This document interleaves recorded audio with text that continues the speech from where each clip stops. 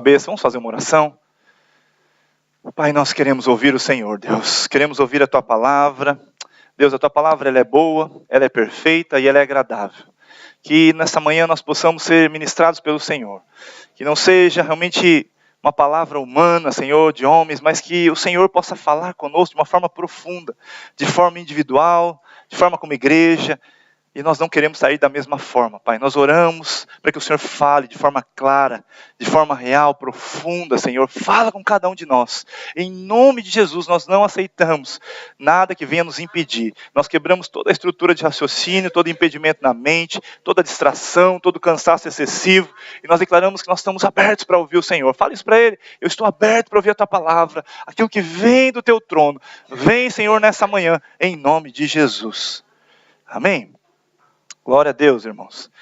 Queridos, nós temos falado muito sobre unidade, né, porque realmente é o nosso alvo nesse semestre.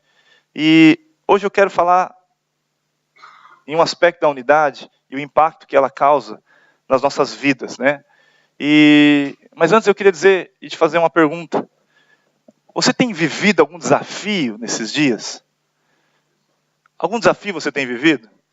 Ou alguma barreira você tem se deparado com ela, né? Isso pode ser em qualquer aspecto da sua vida. Isso tem a ver com a sua vida emocional, com seus relacionamentos, com a sua área financeira. Isso tem a ver com a sua saúde, com tantas áreas da nossa vida.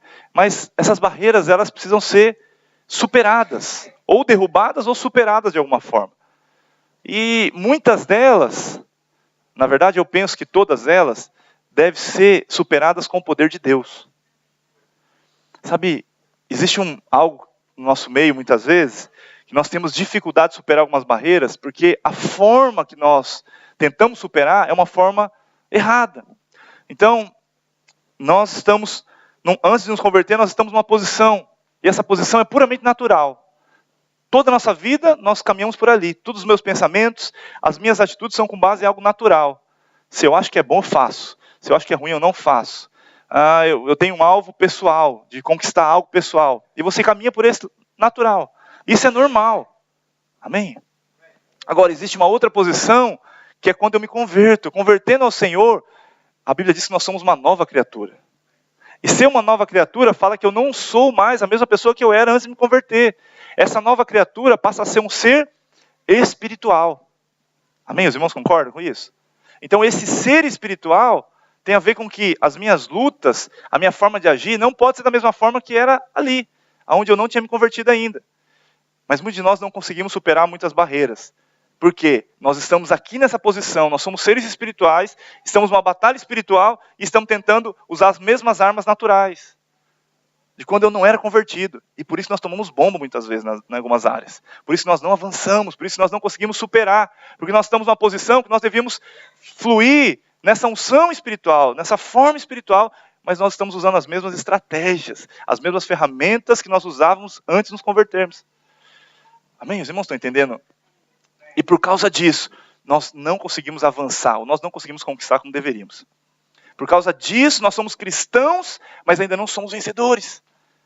Nós temos na palavra, de forma legal, que nós somos vencedores. A Bíblia diz lá que nós não somos apenas vencedores, nós somos mais que vencedores. E por que, sendo mais que vencedores, eu tenho passado por tantas dificuldades? Porque muitas vezes nós estamos aqui na posição espiritual, lutando, né, só que com armas naturais, estamos tomando bomba.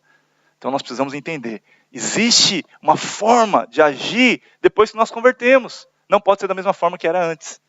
E por que eu estou dizendo tudo isso? Porque eu penso, né, e eu estava orando por isso esses dias, e eu creio que todos nós aqui estamos diante de algum desafio. Seja um desafio, talvez o maior desafio da sua vida, sejam desafios menores em algumas áreas específicas, mas todos nós temos desafios. E para que esses desafios sejam superados, nós temos que ter uma postura diferenciada, uma postura espiritual. E aí nós vamos vencer. E eu quero te fazer uma pergunta agora, nessa manhã. Você deseja conquistar algo da parte de Deus? Quando nós falamos de vencer um desafio, é uma conquista. Existem muitas conquistas na Bíblia que nós vemos, muitos exemplos de gente que conquistou muitas coisas em Deus. Mas eu quero me atentar hoje a uma história. E vamos servir como base essa história para nos levar a entender como que nós podemos vencer, como que nós podemos conquistar com base nessa posição espiritual. Não é algo natural. Quem aceita esse desafio de hoje avançar nesse sentido? Nós precisamos vencer batalha de forma espiritual, Ellen. Nós não podemos estar ali usando as mesmas ferramentas. A Bíblia diz que a nossa luta não é contra a carne ou sangue, mas contra principados, potestades, dominadores desse século. Qual que é a diferença então? Quando nós falamos de carne ou sangue é algo natural. Quando nós falamos de principados e potestades é puramente espiritual. Por quê? Nós somos seres espirituais.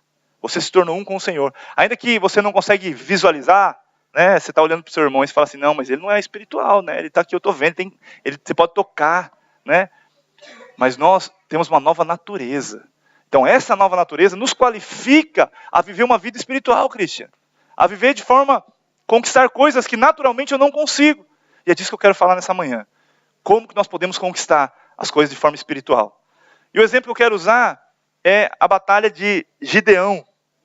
Os irmãos conhecem muito essa história, com certeza devem ter ouvido, talvez até ministrado sobre isso. Gideão foi um homem que Deus usou para vencer uma batalha. E esse foi o maior milagre militar, um dos maiores milagres militares, pelo menos, né, que nós vemos. A Bíblia está cheia, como eu falei, de conquistas. Mas esse foi um caso muito específico, que eu vejo, nós podemos ver um milagre. Foi uma batalha espiritual. Amém?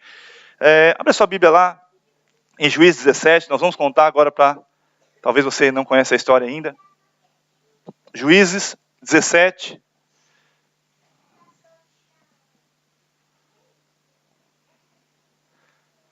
Enquanto você procura, deixa eu dar um pano de fundo aqui para você entender. O povo de Israel, ele havia conquistado Canaã. Com Josué, eles entraram, conquistaram Canaã. Quando eles estavam ali na terra prometida, diga terra prometida. Quando eles estavam na terra prometida, eles começaram a viver os planos de Deus, só que por algumas atitudes e algumas posturas naturais, eles não conseguiam desfrutar daquilo que Deus tinha para ele na terra prometida. Então muitos de nós às vezes já estamos na terra prometida, amém? Mas nós não conseguimos desfrutar, Reinaldo, da terra que manda leite e mel. Por que não conseguimos desfrutar ainda? Imagine o contexto. Deus fez uma promessa para o povo, né, para habitar em Canaã, lá com Abraão, né? Fez uma promessa, e ele comeria do melhor da terra, a terra que manda leite e mel, uma terra que tinha muitos desfrutes, né?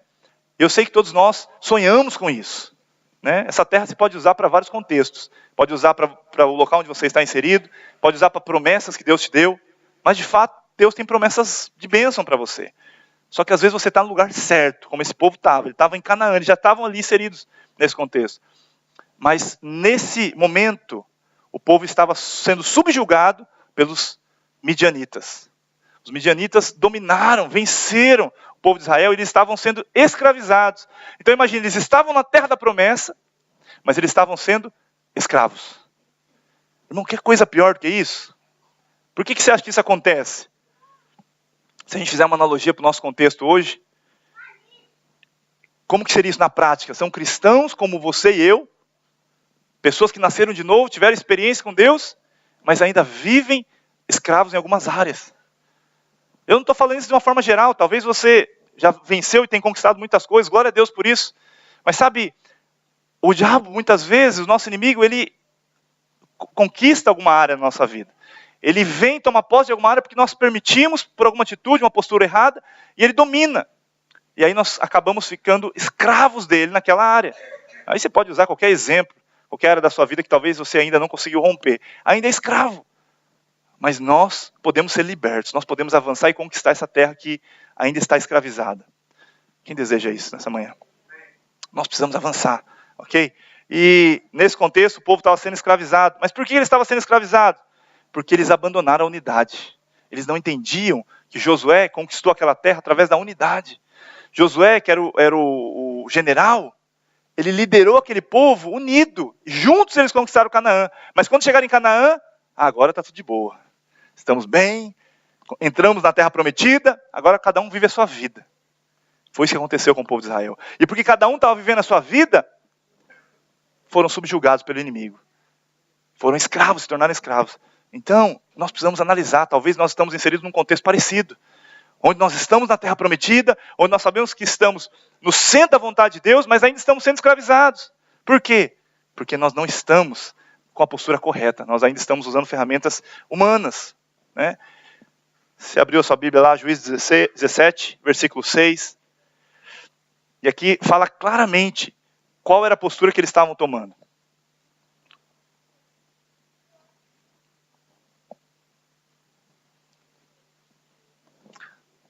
Naqueles dias, a Bíblia diz, não havia rei em Israel. E aí, como que eles viviam então, já que não tinha rei? Cada qual fazia o que achava mais reto. Em outras palavras, cada um fazia o que achava melhor. Cada um vivia a sua vida. E por causa de cada um viver a sua vida, eles foram perdendo para o inimigo. O inimigo foi entrando, foi tomando uma área na vida dele, depois foi tomando a outra. Quando vê, ele está escravizado, ele não consegue ser livre mais. É cristão, nascido de novo, recebeu a Jesus, mas é escravo. Amém, irmãos? Isso é um problema e nós temos que tomar cuidado, porque talvez nós estamos sendo escravizados sem perceber. Tem áreas que estão sendo presas, amarradas, porque a gente não entendeu ainda, não enxergou. Né? Para que nós possamos avançar e conquistar, nós precisamos entender que nós não podemos fazer aquilo que a gente acha que é melhor, fazer sozinho de forma individual. Existe um contexto espiritual que nós estamos inseridos. E esse contexto tem a ver com a igreja, e eu vou falar disso daqui a pouco, mas também tem a ver com o meu propósito de vida individual, o meu propósito pessoal. Deus tem um propósito para cada um de nós. Você já ouviu isso talvez muitas vezes. Mas é uma realidade, uma das maiores verdades é que você está aqui hoje porque Deus tem um plano para a sua vida. Deus tem um plano para a sua vida. Eu gosto muito de contar uma historinha, quando eu falo de propósito de Deus, né? Porque eu acho que essa historinha ilustra bastante a nossa intenção de querer às vezes agradar ao Senhor, né? E nós temos que saber fazer aquilo que Ele quer que eu faça. O meu propósito é de fazer alguma coisa. Qual que é a vontade de Deus? Eu devo fazer aquilo que é a vontade de Deus. Existe a história de uma pessoa, por exemplo, que ele amava muito a Deus. Ele se converteu como nós, amamos ao Senhor, queremos agradar a Deus. Quem aqui deseja agradar a Deus? Eu desejo agradar a Deus, desejo fazer o meu melhor da minha vida para Ele. Só que nesse contexto, ele falou, o que eu sei fazer de melhor? Olha o pensamento, o que eu sei fazer melhor aqui, na terra hoje? Então a análise dele foi o quê? Natural. O que eu sei fazer de melhor para eu fazer e abençoar a Deus? E ele, exatamente, ele era um cara, ele era um confeiteiro. Aí ele falou, vou fazer o melhor bolo que eu posso fazer. As confeiteiras de plantão aqui, que têm feito muitos bolos ultimamente. E ele foi fazer o melhor bolo. Então ele pegou todo o material, né, e preparou os melhores ingredientes, né, a melhor farinha, os ovos, o leite, foi juntando todos aqueles ingredientes para que ele pudesse fazer o melhor bolo que ele poderia fazer. E isso levou a vida dele inteira, porque foi um preço que ele pagou muito alto, ele fez o melhor que ele tinha que fazer, pegou todos os ingredientes perfeitos, melhores, que estavam disponíveis no mundo inteiro, foi atrás de ingredientes em outros países, e ele preparou aquele bolo lindo de chocolate, Vitor. E aquele bolo é uma delícia, né? Que os clientes dele, Cristian, adoravam aquele bolo. Todo mundo que ia lá comprava sempre aquele bolo. E aí chegou o dia em que ele morreu. E ele foi encontrar com Jesus. Eu anseio por esse momento, irmãos. Encontrar com Jesus vai ser bom demais. Encontrar com o Senhor. Amém? Paulo fala, né, que nós devemos amar a vinda de Cristo. Mas se ele não demorar muito para vir, eu quero ir logo para lá. Fala, Deus, me leva. E nós vamos encontrar com Jesus. E deixa eu te falar algo, todos nós vamos encontrar com Ele, amém? E ele chegou naquele dia, quando ele chegou, ele estava ali ansioso para encontrar com Jesus. Ele queria dar aquele presente para Jesus, porque ele preparou a vida dele inteira, foi, sabe, disposição que ele tinha. Ele chegou diante de Jesus com aquele presente, com as mãos assim para trás, escondendo o bolo para ele não ver, como se Jesus não soubesse, claro, né? Você está entendendo. E ele escondeu ali, né? Vou entregar o bolo para Jesus agora. E aí chega, ele vê Jesus, aquela majestade, aquela coisa, aquela sensação que, né, enfim, melhor de todas, com certeza, né? E ele chegou lá, e aí quando Jesus o vê, Jesus fica feliz. Você chegou! Uau, eu estava te esperando tanto tempo, ansiando por esse momento de nós estarmos aqui. Isso é uma ilustração, tá, irmãos? E aí ele chega com o bolo, ele fala, eu tenho um presente para você, Jesus. E aí ele pega aquele bolo e ele mostra, um bolo de chocolate. Aí Jesus olha, uau, muito bonito seu bolo de chocolate. Mas sabe qual é o problema? Você devia ter ouvido o que eu tinha para te dizer. Não era um bolo de chocolate que eu queria um bolo de morango. Uou! E aí, isso é um sério. Isso é uma ilustração que nós fazemos para entender, porque Deus, ele tem um propósito muito grande para as nossas vidas. Mas sabe, nós podemos às vezes estar gastando nossa vida inteira fazendo um bolo de chocolate, sendo que Deus queria um outro bolo de morango. Isso é muito sério, porque nós estamos gastando o nosso tempo aqui com algo que vai ser para a eternidade. Jesus te ama, amém? Jesus nos ama, Ele vai ficar muito feliz em receber o bolo. Ele vai te amar, não é por causa disso que agora Ele falou, agora você vai embora, volta para sua casa. Mas não, realmente Ele não conseguiu cumprir aquilo que Ele deveria ter feito nos tempos aqui. Nós não estamos falando aqui que Jesus vai negar aquilo que você fez. Mas tem coisas que Jesus não serve para Ele. Não era aquilo que nós nascemos para fazer. Então, por que eu estou dizendo isso? Nós temos um plano, Deus tem um plano para a sua vida, nós temos um propósito aqui na terra. E aí eu te pergunto, você tem convicção daquilo que Deus tem mandado você fazer? Porque senão nós podemos sofrer consequências de nós usarmos nossa vida inteira com algo que não tem valor. E aí que está o problema. Porque nós viveremos a eternidade com Jesus, de fato. Mas e se eu estou perdendo tempo aqui? Eu quero dizer para você, não desperdice a única oportunidade que você tem de viver. Nós temos uma oportunidade. Você já cumpriu o seu propósito? Não, claro que não. Como você tem convicção de que você ainda não cumpriu o seu propósito? Porque eu estou te vendo aqui, ué. Você está aqui ainda. Então, existe ainda diante de você um tempo. Existe algo que Deus quer fazer com a sua vida. Existe um propósito que Deus tem para você. Enquanto antes nós entrarmos nesse propósito, para nós fazermos aquilo que Deus quer que a gente faça, melhor para nós. Nós precisamos entrar nisso logo. Eu quero dizer para você, esse povo não tinha esse entendimento. E eles desperdiçavam, estavam desperdiçando o tempo dele.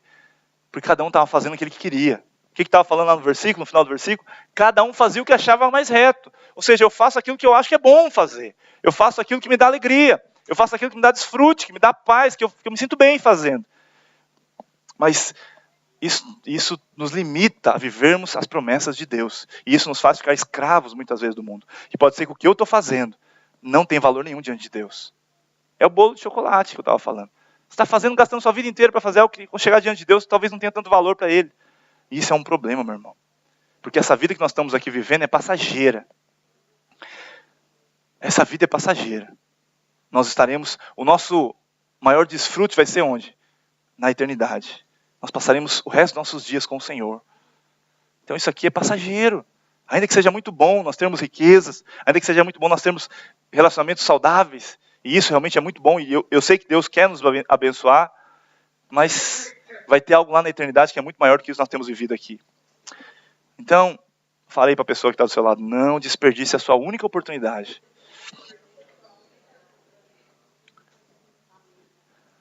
E porque esse povo não tinha entendido de propósito, cada um vivia o que achava melhor, o que achava mais reto, o que pensava que era bom. E por causa disso, todo o povo sofreu de forma coletiva. Porque se o povo inteiro, Israel, toda uma nação, cada um fazia o que queria, não existia um sonho único, não existia um propósito único, e por causa disso, eles estavam sendo subjugados pelo inimigo. Então, esse é o ponto que nós queremos falar. Se você está sendo em alguma área, subjugada, escravo do mundo, nós precisamos avançar e conquistar essa área de volta. Deus quer fazer isso com você. Nessa manhã nós queremos dar ferramentas para que Deus possa te ajudar a fazer isso. Quem deseja conquistar? Então eu quero falar um pouco sobre como Deus fez com o exército de Israel, nesse contexto aqui. Então, Deus ele trabalha com um processo. Os irmãos estavam aqui, semanas anteriores nós falamos, compartilhamos uma ministração que fala sobre evento e processo. Quem estava aqui nessa ministração? Que é uma palavra que traz transformação, revelação da forma que Deus trabalha conosco. Deus trabalha com eventos que são pontuais, são conferências, são cultos como esse, são palavras que nós ouvimos, são livros que nós lemos, mas a forma que Deus nos faz crescer é através de processo.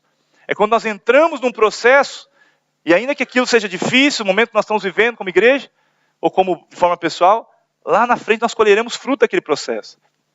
E Deus, para livrar o povo de Israel dessa escravidão dos medianitas, Deus os inseriu num processo. E qual que é o processo que ele inseriu? Tinha alguns passos que Deus foi fazendo, foi libertando mentalidade, foi juntando as pessoas, foi separando ali o povo para que eles pudessem avançar.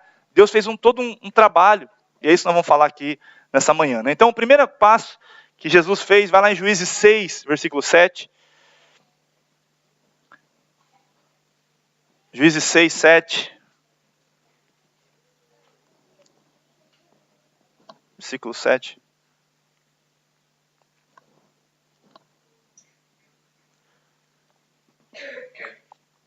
A primeira coisa que aconteceu nesse contexto foi que o povo clamou ao Senhor para que ele pudesse intervir. Existia um clamor do povo. Tendo os filhos de Israel clamado ao Senhor por causa dos midianitas, por causa dos inimigos. Então a primeira coisa que Deus, quando Ele ativa algo na nossa vida, é quando existe um clamor, quando existe um desespero por mudança, quando existe uma posição onde eu não aceito, uma indignação por aquela situação que eu estou sendo escravizado, que eu estou sendo, preso. O diabo está dominando, né? Eu estou sendo influenciado por isso. Então, esse clamor deve ser um clamor nosso, onde eu venho diante do Senhor e falo: Deus, eu preciso da sua intervenção nessa área. Eu não aguento mais ser dominado nessa área. Amém, queridos? Já tem um clamor no seu coração por isso? Para vencer essa área? Segundo, Deus levantou um líder. Versículo 14. Deus levantou um líder nesse contexto, para salvar toda uma nação. Então se virou o Senhor para ele e disse, para ele quem? Para Gideão. Deus se virou para Gideão e disse: vai nessa tua força e livra Israel da mão dos midianitas. Porventura não te enviei eu? Então, Deus levantou um líder aqui nesse contexto. Foi o segundo passo que ele fez, ele levantou um líder. Depois eu vou falar um pouco mais sobre isso. O terceiro passo que ele fez, eu quero me deter mais nesse contexto, que é onde nós, às vezes, não temos revelação e não conseguimos trabalhar, é que Deus, ele constrói uma equipe, ele prepara uma equipe para isso. Ele desenvolve, ele edifica uma equipe para que possa conquistar juntos. Então, quando eu penso na minha vida pessoal, eu não tenho noção de propósito de vida. Então nós estamos inseridos aqui, eu tenho insistido com os irmãos, nós viemos aqui para a Itália, não viemos aqui para brincar de igreja. Amém? Nós viemos aqui para que você veio fazer aqui? O que você veio fazer nesse lugar? Nós viemos aqui para conquistar essa nação inteira para Jesus. Fico feliz que os irmãos estão empolgados com isso. Nós viemos para conquistar essa nação. Isso fala de nós estarmos avançando, vendo Deus mover. Cada um de nós temos esse propósito e cada um tem uma parte nisso. Essa nação vai ser conquistada para Jesus. Não somos nós que fazemos, é Ele que faz. É uma obra espiritual, é uma obra através de milagre, é sobrenatural. E é isso que nós temos que falar aqui. Mas Deus, Ele prepara uma equipe. Deus, Ele forja, Ele trabalha, Ele une. Ele faz com que aquela equipe seja preparada para conquistar. Um exército, ele não pode estar simplesmente tentando vencer uma guerra, porque ele vai ter muitas perdas, né?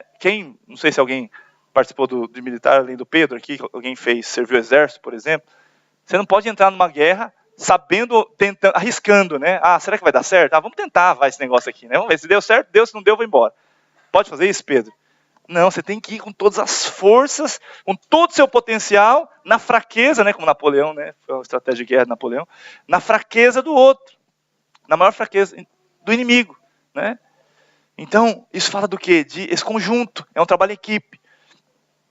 Então, entenda, eu estou falando de coisa aqui, talvez você não consegue se situar no seu contexto pessoal. Não existem conquistas na nossa vida que são pessoais, existem áreas que estão sendo dominadas pelo diabo, estou falando disso também.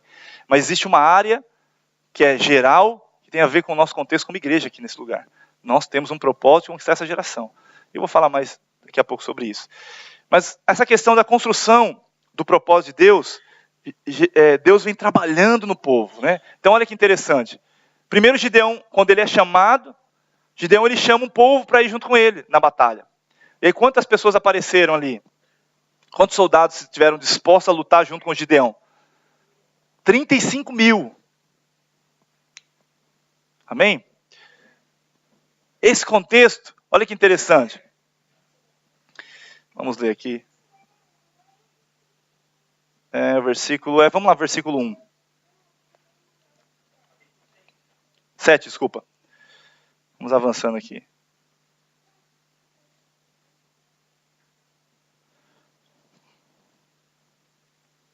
Se a gente for analisar os inimigos Os midianitas, o exército deles tinha 135 mil pessoas. Então, qual que era a proporção aí? 4-1, mais ou menos a média. É difícil vencer uma guerra como essa? Meu inimigo tem 4, ou seja, cada um tem que vencer 4. É difícil ou não é?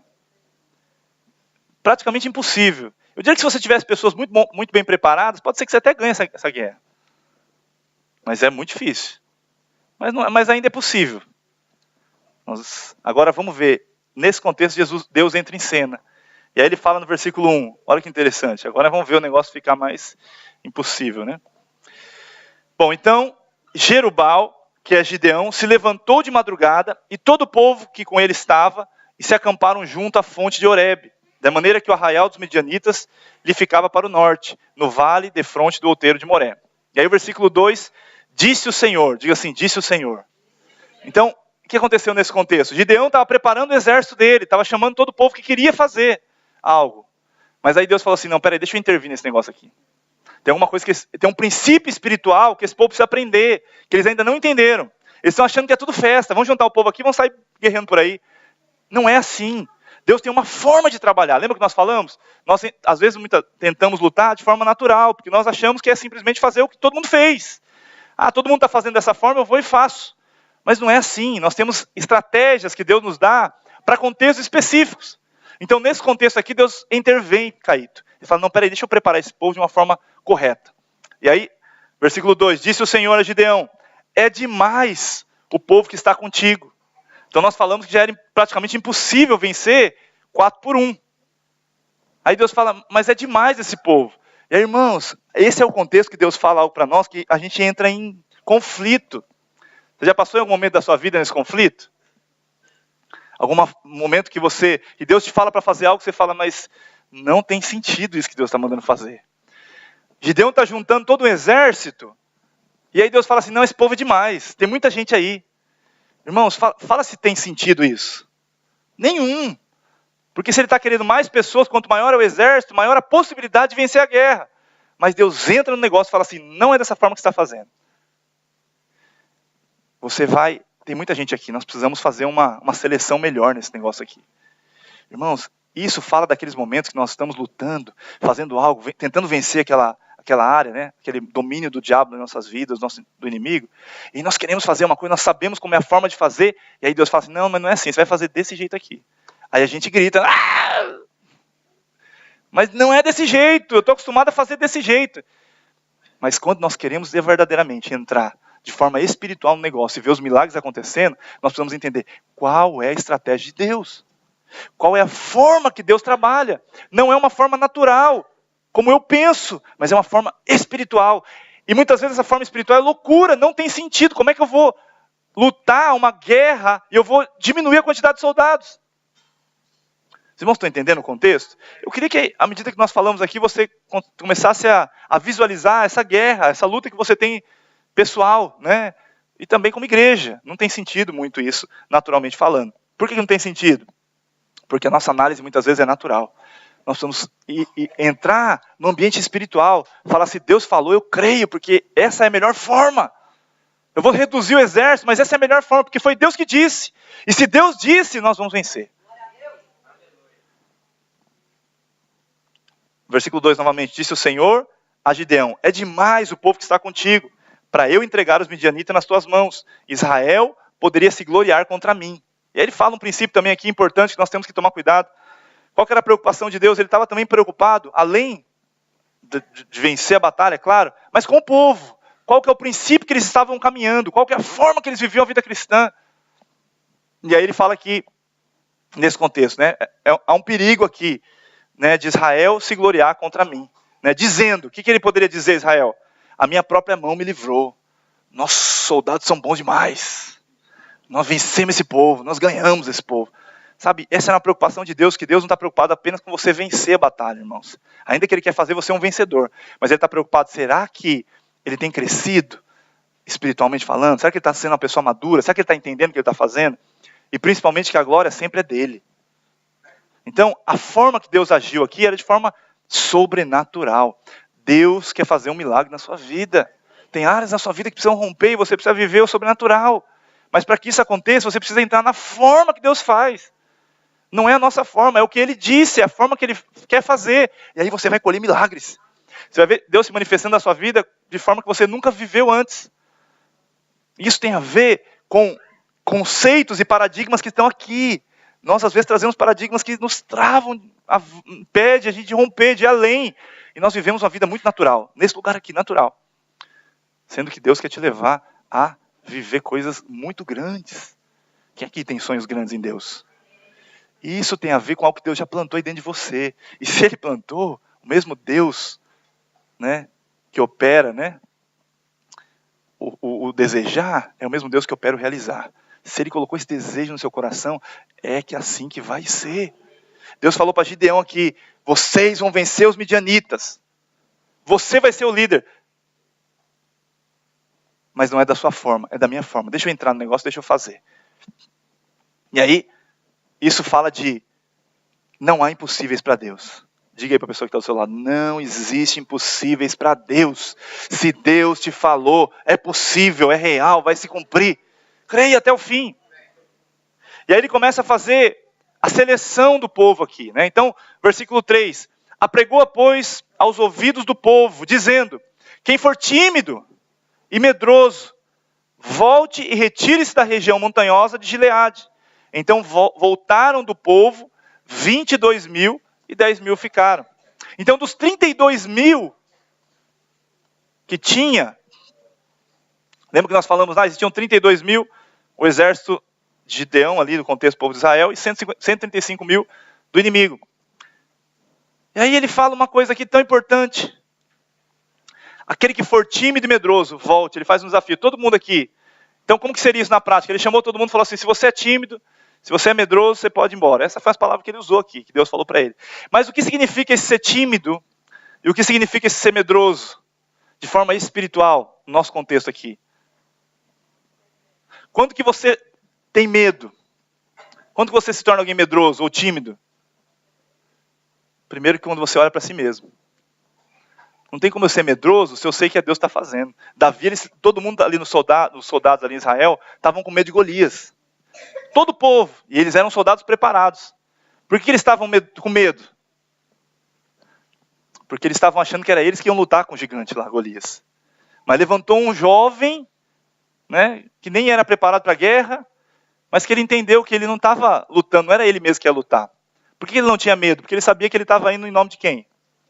Ele mesmo disse, você vem contra mim com espada, né? Mas eu vou contra ti. Em nome de quem? Do Senhor dos Exércitos. Você está vindo com uma arma natural, mas eu digo para você, eu não vou lutar dessa forma, porque eu não sou mais desse ambiente aqui, eu já sou desse lado aqui. Eu luto com forma espiritual. Deus me mandou e vai ser. Não sei como, mas vai ser. Porque a minha arma não é carnal, minha arma é espiritual. Eu sei que nós vamos vencer. Então você precisa entender isso. Os tímidos e medrosos são aqueles que se dependem de si mesmo, das forças naturais, estão aqui lutando sozinho, estão tentando de uma forma natural. Nós temos que pular logo para esse lado, falar, não, eu não faço parte desse grupo, porque eu sei que aqui eu não consigo. Eu não tenho capacidade, mas eu não tenho medo, sabe por quê? Porque é Deus que me mandou. É Deus que falou, vai se cumprir. Eu não sei como isso vai acontecer, mas se Deus falou, é real, vai cumprir. Isso é uma posição, por isso que esse povo não podia participar mais. Por isso que esse povo não podia mais estar junto, não podia ir para a guerra. Porque Deus precisava fazer uma luta de um povo que entendeu, que era ele que ia lutar, que a guerra não era pessoal, não era deles, mas essa guerra, Deus estava nisso. Era uma guerra que Deus tinha, Deus fazia parte. A guerra não era somente deles, era de Deus também. Amém, irmãos? Versículo 4. Vamos avançando aqui. Disse mais o Senhor a Gideão, ainda pouco demais, faze-os descer as águas. Olha que interessante, ainda povo demais. Então já quantos quiseram? Eram 32.000. 22 foram embora. Então ficaram quantos? 10.000. Ou seja, a proporção está cada vez mais aumentando em relação ao inimigo. Aí Deus fala assim, não, peraí, ainda tem gente demais nesse meio aqui. Aí o negócio ficou, ou seja, os conflitos aqui interiores nossos começam a ser confrontados A ponto de eu não saber mais, eu não estou entendendo mais nada. Parece que a situação, em vez de melhorar, piorou. Quantos de nós já passamos por isso? O negócio parece que está melhorando, agora Deus fez, agora estamos aqui, agora Deus vai fazer. E o negócio parece que piorou, virou do avesso. Porque Deus, Ele quer tratar, Ele quer falar com você, você tem experiência pessoal com Ele de forma miraculosa, sobrenatural. Cristão, nascido de novo, não pode viver tendo experiências naturais, tem que ter experiências espirituais. Isso vai alimentar sua fé, isso vai fazer você ser grande, você avançar. Senão você não vai ser feliz. Cristão não consegue desfrutar de alegria plena vivendo de forma natural. Não consegue. Sempre vai estar faltando algo. Nós precisamos, para que nós possamos viver de forma plena, nós já fazemos parte, nós temos uma outra natureza. Nós não conseguimos mais nos alegrar com coisas que são puramente natural. Ainda que Deus quer nos abençoar. Amém? Nós somos uma igreja próspera, nós somos uma igreja abençoada. Mas eu quero dizer para você, você só vai ter desfrute completo se você entrar nesse nível, nesse ambiente espiritual. E aí Deus fala, versículo 4, né? Ainda povo demais, faze-os descer as águas e ali te provarei. Aí tem a história toda aí, né? Versículo 7.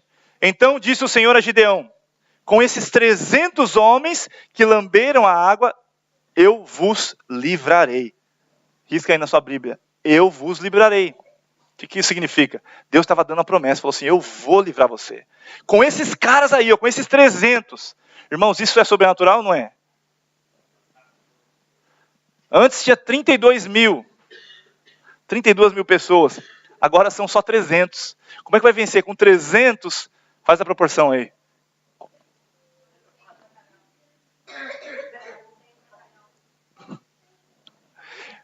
Como que o povo com 300 homens vai vencer esse exército inimigo? Diga assim, só Deus.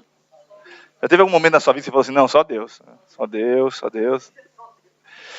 Deixa eu te ensinar um princípio importante aqui. Deus não está preocupado com quantidade. Deus está preocupado com qualidade.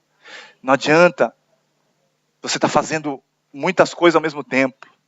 Pega uma coisa que Deus mandou você fazer, Juliane, e faz bem feito. É isso que Deus tem que fazer conosco. A gente às vezes está perdendo tempo com tantas coisas. Lembra que eu falei do foco? Bolo de chocolate, não pega isso aqui, blá, blá, blá. Nem parou para ouvir Deus, simplesmente saiu fazendo. Simplesmente saiu fazendo um monte de coisa. Ah, não é para fazer isso, vamos fazer. Estou fazendo isso aqui. Ah, mas o outro fez aquilo, eu vou faço.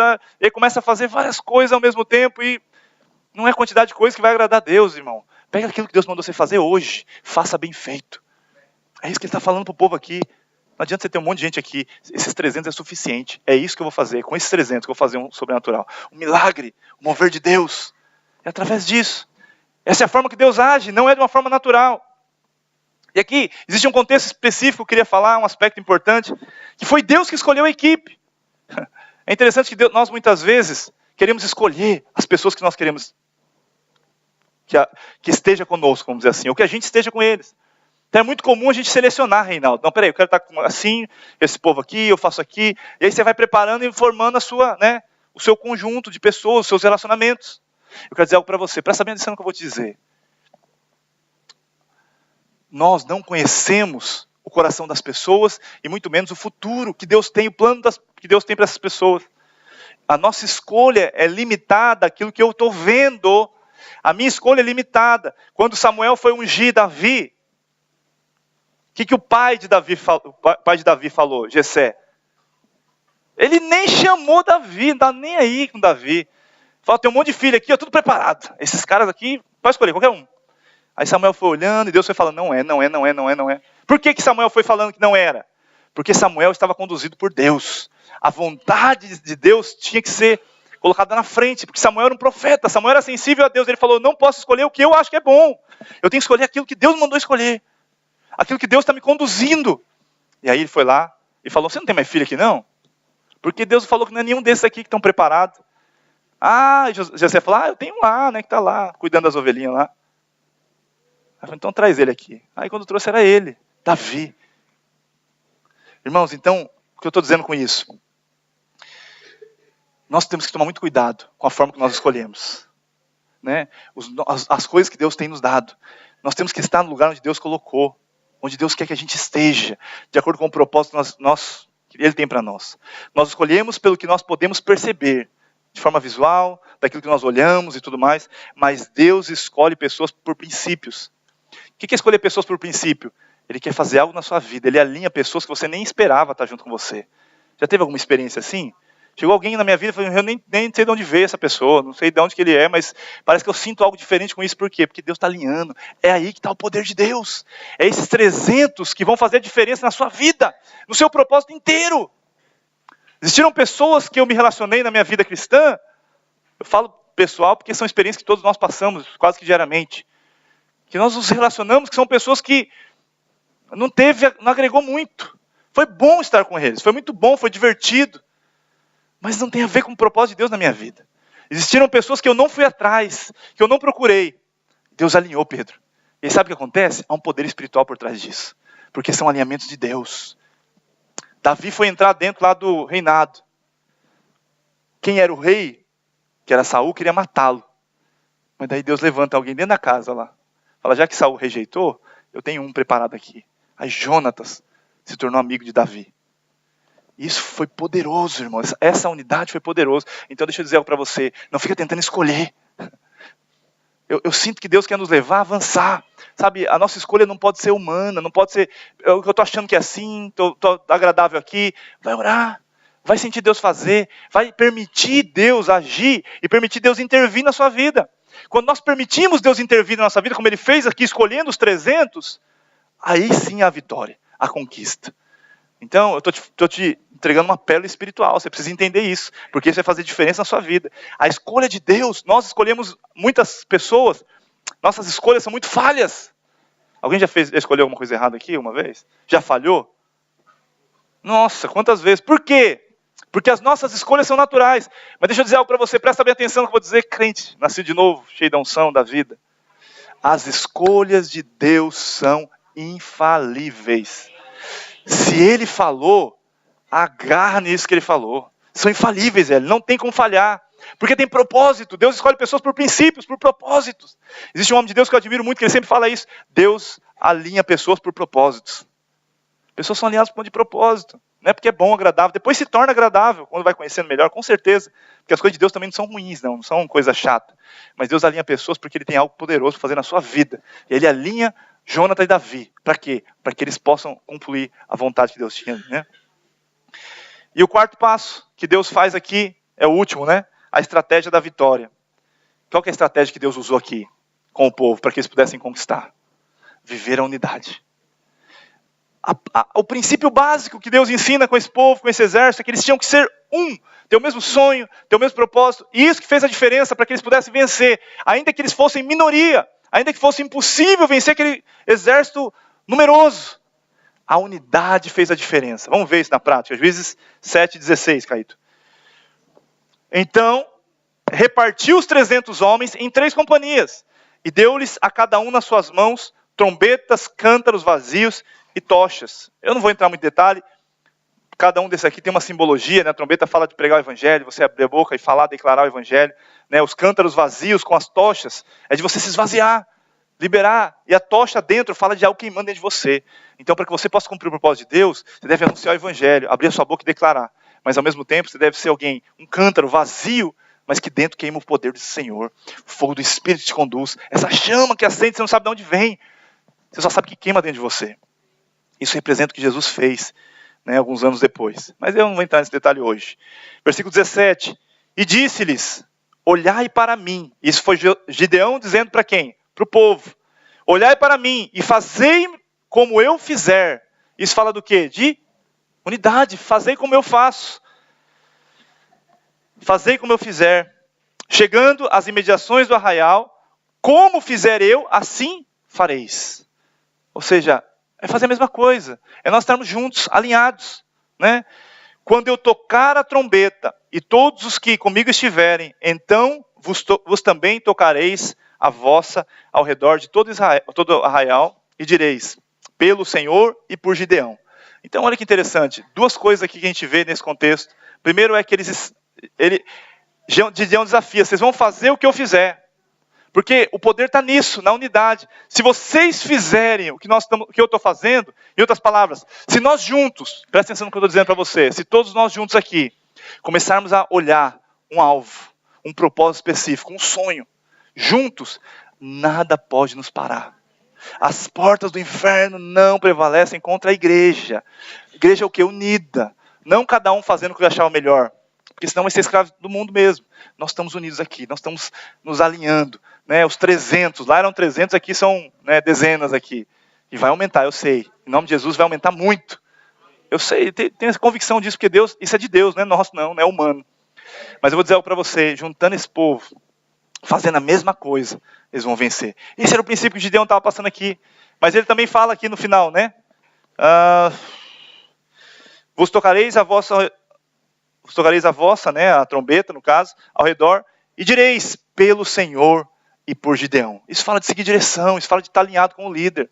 É pelo Senhor, que está primeiro, e por Gideão. Nós estamos entrando nisso aqui, primeiro porque é por Ele que nos mandou. Mas também nós estamos entrando por aqui porque existem pessoas aqui que Deus falou, e nós estamos alinhados com eles. Nós estamos todo mundo alinhado. Porque se não existe esse alinhamento de seguir direção, de estar junto, mesmo que seja estranho para mim, mesmo que não seja o que eu gostaria de fazer, mas sabe, existe uma direção de Deus, então eu vou fazer. Né? E eu quero te desafiar nesses dias a avançar nisso também. Nós estamos trabalhando na questão da unidade. E existem muitos contextos que a gente vive, que são falatórios, que são coisinhas que a gente vai ouvindo. Né? Você tem que saber se alinhar com as pessoas corretas. Eu vou falar disso daqui a pouco. Enfim, essa é a postura. Nós temos que viver em unidade, estarmos juntos com o Senhor. Né? E aí no versículo 19 ele fala, chegou pois, Gideão e os 100 homens, que com ele iam às imediações. Bom, então, só para resumir aqui, eu não quero ficar muito em detalhes, mas foram feitas 3 companhias. E todas as 3 companhias estavam unidas. Todas elas estavam seguindo direções, iam fazer a mesma coisa, mas por um contexto de estrutura, Gideão separou. Né? Vocês vão por aqui, vocês vão por ali, e eu vou com esses 100 por aqui. Essa foi a direção. Isso, se a gente for trazer para a nossa realidade, irmão, isso tem a ver com nossa estratégia como igreja. Nós temos células. Você faz parte de alguma célula? A célula é isso. Gideão separou um povo porque ele sabia que não tem como ele trabalhar. Olha o que eu vou falar para você, presta bem atenção. Não tem como Gideão trabalhar com todos ao mesmo tempo. Era impossível. Eram centenas, 3 centenas, né? Como que eu vou trabalhar com 300 pessoas ao mesmo tempo? Então ele separou em grupos menores. E esses grupos menores eram o lugar onde eles estavam sendo alinhados. Onde havia um aperfeiçoamento da unidade. Então as células, no nosso contexto, tem a ver com isso. Você está sendo aperfeiçoado na unidade. Você está lá quando você está se relacionando com a pessoa da sua célula, que às vezes não é como você achava. É um momento que você está sendo ali confrontado. E esse confronto faz você crescer na unidade. Né? E principalmente, eu penso que a célula é o lugar onde nós devemos estabelecer vínculos profundos. Eu quero te desafiar nesses dias. Eu estava compartilhando com os líderes ontem na reunião lá, que nós fizemos. Nós precisamos estabelecer vínculos profundos. Isso vai fazer diferença na nossa vida. Nós precisamos estar juntos, alinhados. Pode ter certeza que é isso que nós precisamos fazer. Né? Mas o contexto é que eles não lutavam sozinhos. Né? E por fim, né, no versículo 21, permaneceu cada um no seu lugar, ao redor do arraial, que todo deitou a correr. Então o inimigo fez o quê? Correu.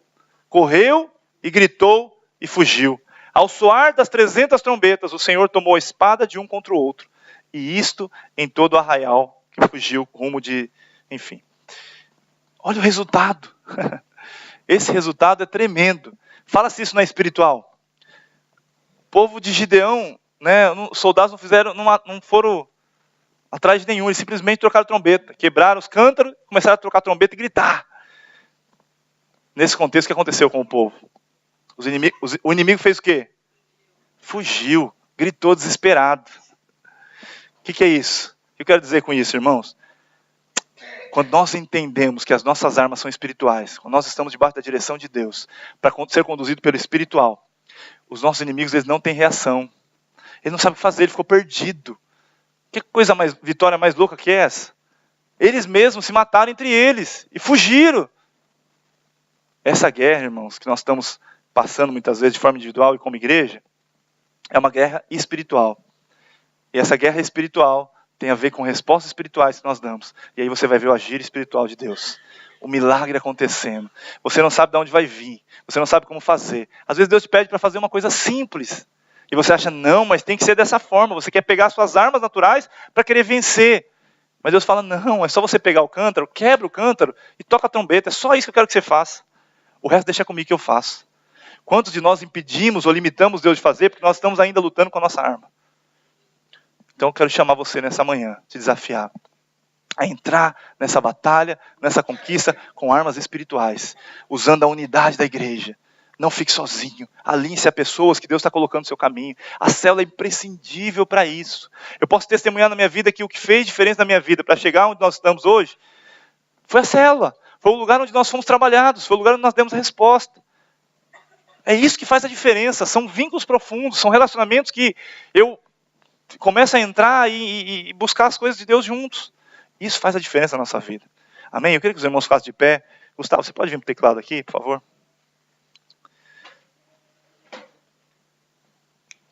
Sabe, querido, nós fomos chamados para conquistar essa geração.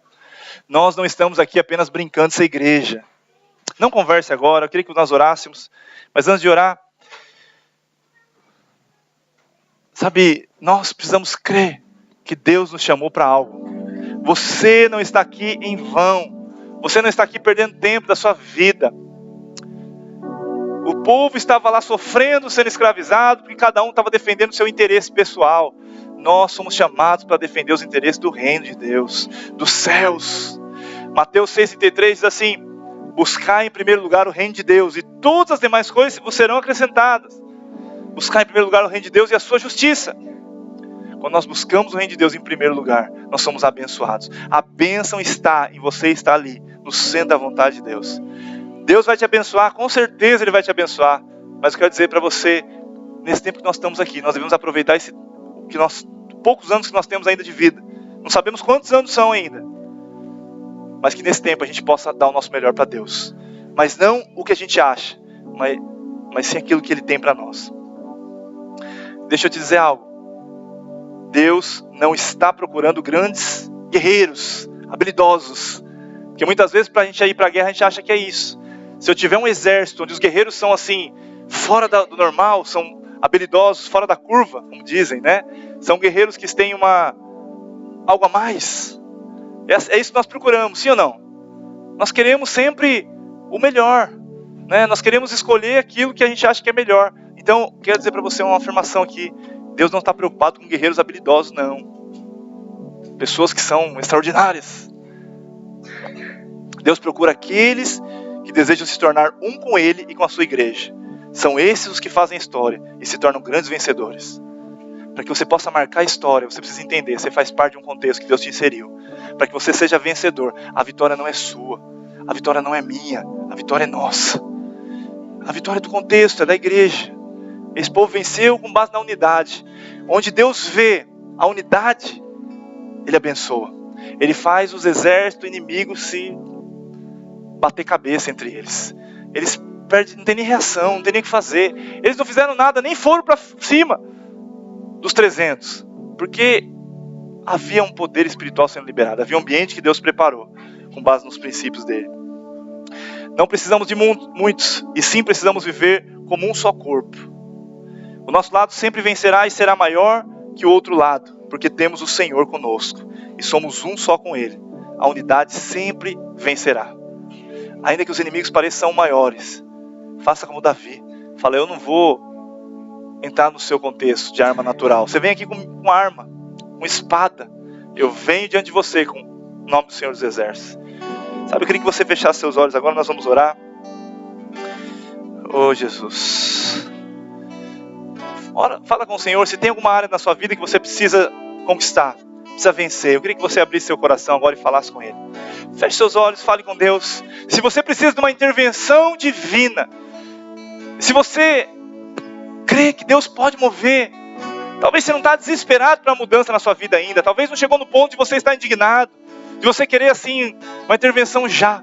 Mas eu quero dizer para você, Deus tem grandes coisas para a sua vida. Deus quer te fazer conquistar grandes coisas, mas para isso você precisa entender que há uma forma. Há poder na unidade. Há poder naquilo que Deus quer fazer de forma sobrenatural. Ainda que pareça estranho, ainda que Deus está diminuindo o exército e você não está enxergando, ainda que pareça que é um contraponto daquilo que você pensa, Deus te pediu para fazer algo que não tem sentido para você, não é muito lógico, naturalmente falando. Não tem muito sentido. como que você acha, como você imagina.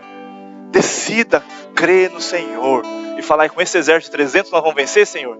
Então vamos lá, eu vou para a batalha, como Gideão foi. Eu vou, porque eu creio que é o Senhor que fará. Esse exército vai ser derrotado não pelas nossas mãos, mas pela mão do Todo-Poderoso. É a mão do Todo-Poderoso que tem que intervir na sua vida. Creia nisso. Feche seus olhos e ora agora. Oh Deus,